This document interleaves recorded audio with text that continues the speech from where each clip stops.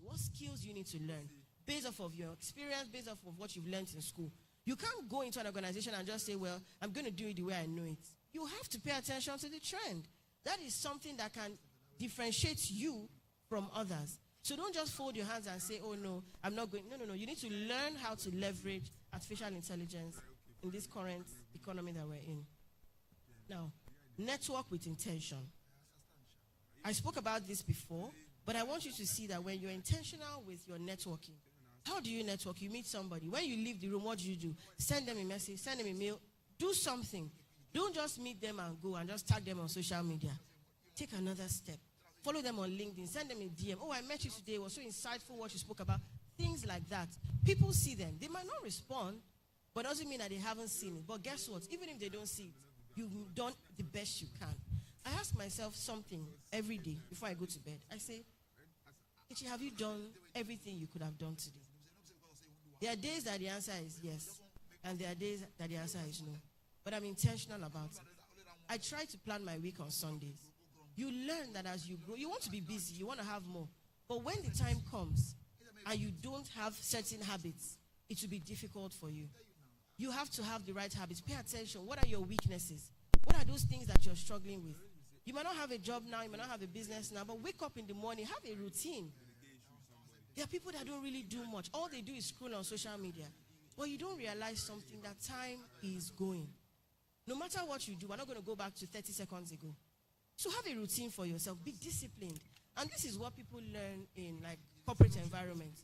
You wake up in the morning, you brush your teeth. When I say brush your teeth and have your bath, I'm not joking. People wake up, they don't do anything. They just scroll on social media and the whole day has gone by. The next day, and before you know it, December, January, oh, new year, new goals.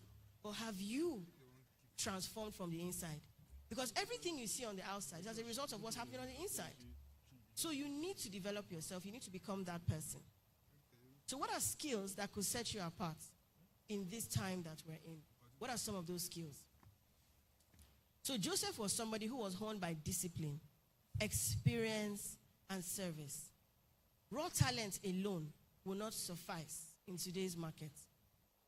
There are many people that qualify for jobs, but there's something we look out for, which is not, they are the non-tangibles. It's your character. It's who you are as a person. If you don't fit the character test, no matter how good you are on paper, you might not get the job. And it's just by asking you certain questions. It's just by running you through certain questions, practical case studies, but looking for something. So you need to be somebody who has developed certain skills that is beyond your competence, right? Leadership capabilities, no matter what now, whether you're young or old, people want to hire a leader. Can you lead yourself? Leading yourself means that you wake up in the morning and you lay your bed. It means you wake up, you lay your bed, you have your bath, you wear your clothes. Like, these things sound basic, but a lot of people can't do them. You need to be told. So when you're working for somebody, you can do them. But if you're on your own, you can't lead yourself. You can't really do much. When last did you take a course? Since you graduated from school, what have you added? You're waiting for something to happen, but you have to be something that happens to yourself. You can't be waiting and blaming Nigeria for everything. Nigeria is moving on. You need to become better, not bitter. Okay? I said you need to become better, not bitter. So do something about it. Stop waiting. Nobody is coming to help you. You've already been saved. Jesus has died once and for all mankind. So there's no other, he's not coming again to die again. But you need to take from what has happened. You need to become. Because everything that you can be is already inside. But you need to be able to activate it. Nothing is going to shift except you do. I really, really do hope that these things are resonating with you so that you can start to change and start to make the necessary changes you need to make. Excellence and integrity. I called it the Joseph principle. Joseph rose not by skill, but by consistently delivering results and maintaining character, even in adversity. This thing is tough. It is easier said than done. It's very easy to advise someone that you're not in the person's shoes. We always know what the person can do. Right? It's so easy. And if it was me, you have no idea. I'm a strong believer that a lot of people in prison might have done something bad, but doesn't make them bad people. I'm telling you. Do you know you can be in a situation now You're fighting with somebody, back, you push, the person will die. Nobody's going to ask you what happened, though. What they will say is that this person is a murderer. Whether the person has taught people, trained people, nobody cares at that point. It is what you did. So what am I saying? You can find yourself in any situation. I know people who have said no and lost their jobs because they say they're not adding an extra zero, and they remain poor for life. Can you really say no? If somebody comes to you now and says, all you have to do is blah, blah, blah. Go back to Genesis. You look at the story of Eve and the serpent. Very simple question. Did God really say? Did he not say? And that's what a lot of people find themselves. What really happened? Is it not just zero? Last, I'll pay my tithe. And someone feel like you've done something, great because you have now washed it clean. It doesn't work that way. What kind of person are you? When you're not in the room, what would they say about you? Because people talk. And guess what? The same way you have an opinion of somebody is the way other people have an opinion of you. So what do people say about you? Ask yourself some very tough questions. Because, I was talking to someone the other day and he said, there's something about that lady. And I'm like, what is it? He said, she's okay, but she's not, her personal hygiene. Personal hygiene? That's why you didn't give her the job? And he said, yeah. Because it's a client-facing job and, people would interact with. And this is not something you can tell somebody. Because before you know it, you'll be on social media. They'll say harassment, gender something. Because he's a guy and she was a woman. And he just said, thank you so much for, coming in. We'll get back to you. But that was the feedback he gave me as a recruiting agency. What am I supposed to do? Am I supposed to call her and say, next? Do you understand what I mean? But you need to do your best always. Pay attention. People might not tell you. We all have friends that maybe they have some funny odor, but you don't tell them, do you? Nobody tells people all these things. But you need to tell yourself the truth and see, how can I address this issue? What's even holding me back? When your integrity is under pressure, what are you going to do? Joseph was stripped naked and it made it look like he actually made an attempt on Potiphar's wife. What would you do? He didn't do it. But maybe everybody in the house has had their own fair share and they're like, you will go down. No? All of us will do and waiting to us. And he found himself in prison. But guess what? He still didn't give up. What kind of person is that guy? It's not easy. You might remember this conversation later. You find yourself in a situation you're like, God, I beg. How did I get myself here? But then you have to ask yourself, who am I? Through it all, what is going to be said about me? What kind of legacy do I want? What do I want my children to, when they put my name on Google, what would they see? When people pass away at funerals, people say all sorts of things about them. I've never heard anybody say anything bad, have you? But those that have bad things to say never come up. But they write it somewhere, they talk about it somewhere. So when you're not here anymore, what will people really say about you? So what are some strategies for career advancement? One of them is be a value driver. Proactively identify problems, propose solutions, and demonstrate measurable impact. Don't be somebody who's always quiet. And then they're asking you, what do you think? What do you think? Like, come up with solutions. You come into a space, how can this thing be better? You should always be somebody that, oh my God, I don't want this person to leave my organization. Because there are people that when they leave, nobody even remember that they were ever there. In fact, the business owner is like, Okpeo, bye. You don't want to be that person. Be someone who has visible impact and a humble approach. Advocate for your work, share seamless success collaboratively, and let your results speak. What difference have you really made? Are you speaking about it? When you look at CV, you say, I did 5% growth in this organization. What did you really do? Or were you just somebody who was just there? You didn't really do much. People like to hide in organizations. They want to work in big organizations. Nobody can see them. At the end of the month, they pay them. But I always like to say something. Coming to work is not a KPI. Anybody can come to work. But what did you do in that establishment? Can they reference you 1, 2, 3, 5 years down the line? I remember when this person was here. Or are you somebody that came and left and nobody can ever remember your name? Navigate wisely. Use emotional intelligence and integrity to build alliances and advance the mission. Even if you come into an organization and there are groups and people are doing all sorts of things, you can stand out. You can stand out. I'm saying that. You can't be the one that transforms things. You don't have to just blend in and just do what every other person is doing. That's not going to take you far as a person. Nothing stops you from leaving a place where you don't feel like this aligns with who you are.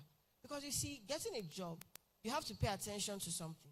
Does this organization, their core values, does it align with me as a person, my personal values? We look out for that when we're recruiting. What are your personal values? What do you stand for? Give me instances where your integrity has been tested. These are questions that we ask because we want to know you. What would you do in a similar situation, right? Adapt and innovate. Embrace change. Solve problems proactively and remain indispensable through innovation.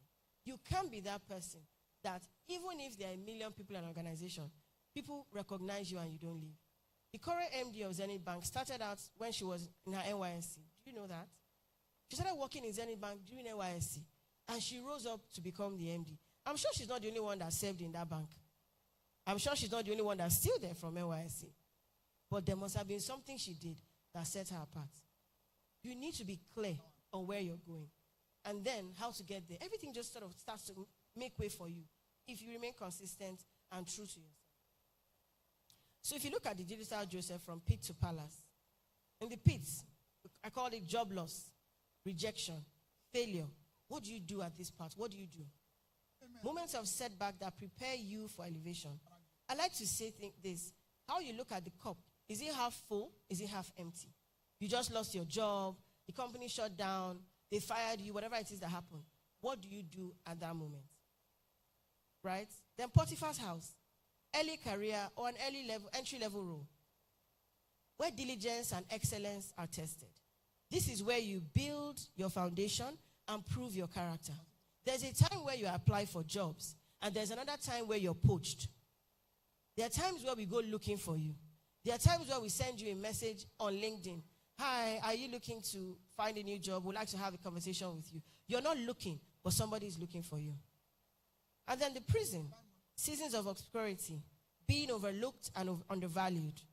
A time for you to refine your skills, deepen your character, and sharpen your perspective. This is where Joseph's dream interpretation skills were tested. Yes or no?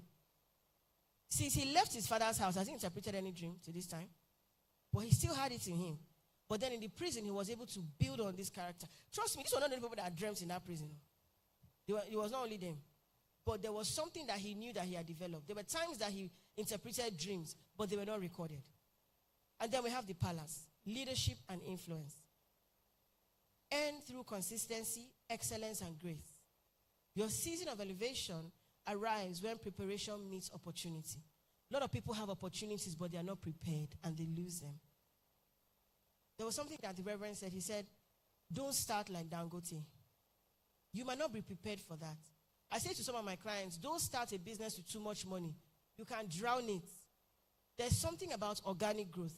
You can have the money, but carefully. Why do a lot of startups close? It's because of too much money. They don't know what to do. You get the money, you raise this, you raise that, you hire all these people, and then the business will not be. Then they will tell you, oh, this business has dipped. This business has shut down. And you're like, but they raised $2 million. There's something about you being able to build something. You don't know what you don't know. So you have to build layer after layer, step by step. And you're learning, you're growing, you're building. They call you now to become the MD of a company. You might struggle and stutter. You might not get it right. And guess what? Everybody will know that this guy cannot be you. And it will affect the rest of your career. It's okay for you to build, but then you know where you're going. These are the skills I need to learn. But what I advise people to do is this. If you want to become the top, go and learn. What are the skills? What are the things I need to have here?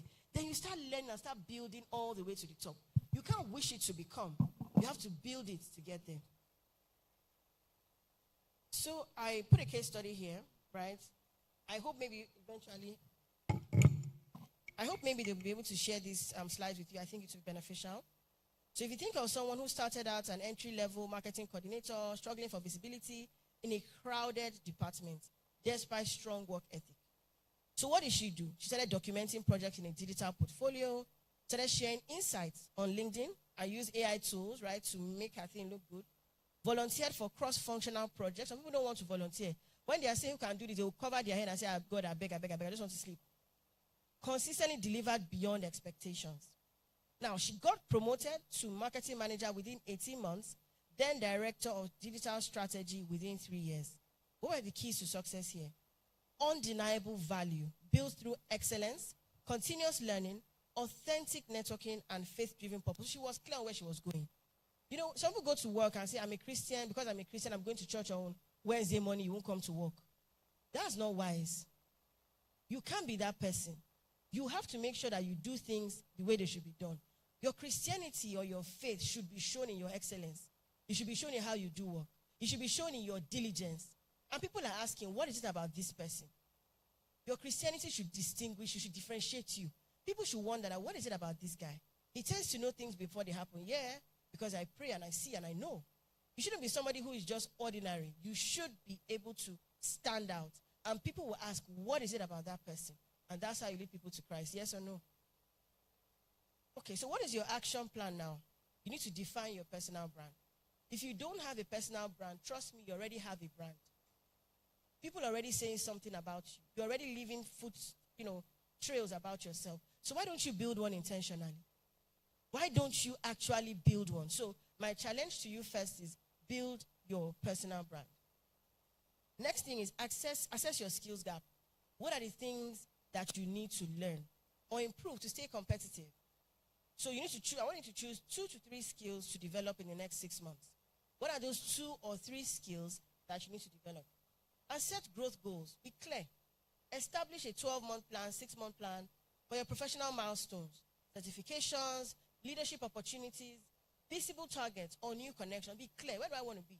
This time, 2026, I should have done this. Don't just glide through and just hope that things are going to happen. You need to take it by force. You need to be clear that if I want to change my position, this is what I need to do. And then build accountability. Track your progress weekly. If you can find an accountability partner, get a mentor, join a group or something. Somebody that can help you stay consistent or committed. Because we all know what we need to do to lose weight. We all know what we need to do. But when you have somebody who is like your weight loss coach or a gym instructor, you tend to be more serious, right? That's what a mentor or an accountability partner can do for you.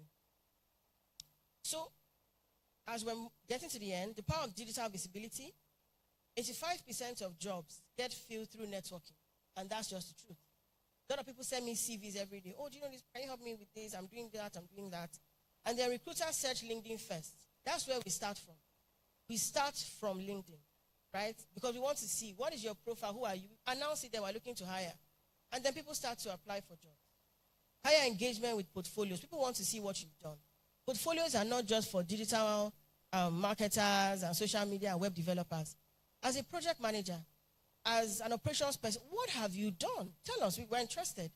Build together a portfolio based off of what you've done. It will help the person recruiting to say, I think this person might be a good fit. Because remember, your CV or your portfolio is what we see. We don't see you first. That's your first leg into the door. So if what we see doesn't make us want to call for another interview or a chat, then something is wrong there.